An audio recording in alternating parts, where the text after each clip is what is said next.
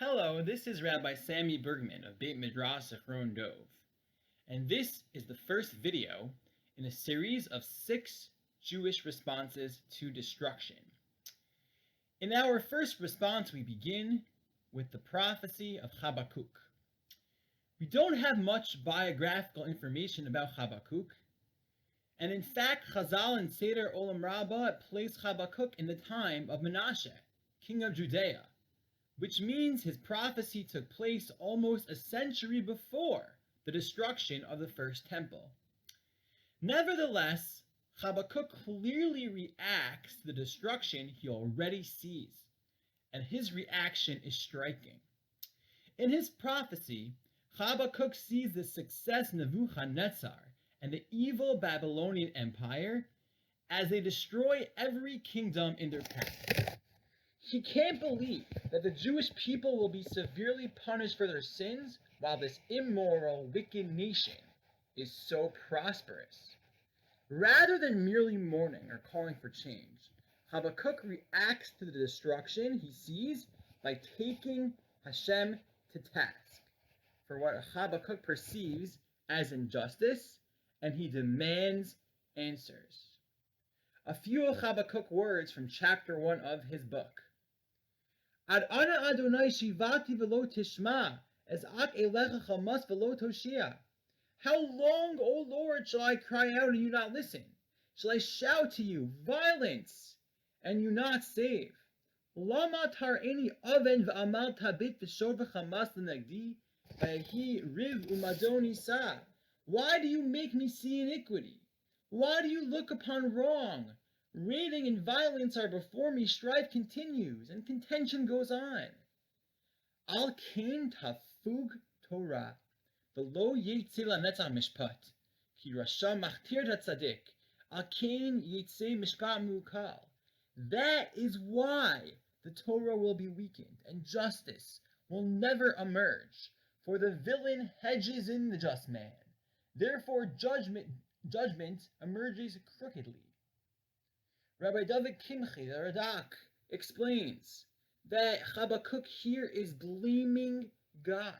He's saying, Tafug Torah, the Torah will be weakened. People aren't going to keep the Torah. You know why? It's your fault, Hashem, because you aren't being just. Habakkuk has the audacity to blame Hashem for the failings of the Jewish people. But he isn't satisfied with criticism.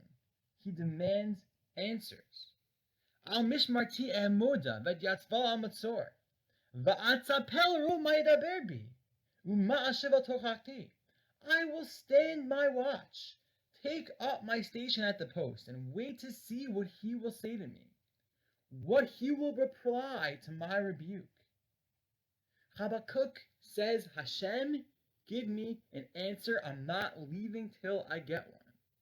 And amazingly, Hashem actually answers Habakkuk and explains that Nebuchadnezzar and his empire will indeed collapse in due time. Habakkuk reacts to destruction by calling out to God defiantly and demanding answers. What can we take from Habakkuk's reaction?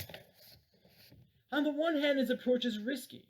There's a certain arrogance and presumptuousness which underlies a demand to God for answers. That we can determine what true justice is, and that we say what God is doing is wrong, and we demand him explain what's happening. It's very hard for us to understand. Indeed, the commentators understand that at the end of the book, Habakkuk is remorseful for his remarks. I don't think we should generally adopt Habakkuk's approach to destruction. However, it's enlightening that there is at least room for such raw emotion in our religious lives, even when that emotion seems a bit blasphemous. Hashem understands our disappointment. But I think the most important takeaway from Habakkuk's response is his refusal to be complacent. Habakkuk sees a grave injustice occurring in the world, and he can't remain silent. He needs to say something about it. As we approach Tisha B'Av, one essential challenge we need to confront is the challenge of complacency. For the last few hundred years, we who have the privilege of living in comfortable lives in democratic countries sometimes struggle to feel that we are missing anything without the Beit HaMikdash. Habakkuk reminds us that we can't settle, that we must continue to fight for change and cry out to Hashem until the Torah's vision of the ideal society has finally been realized.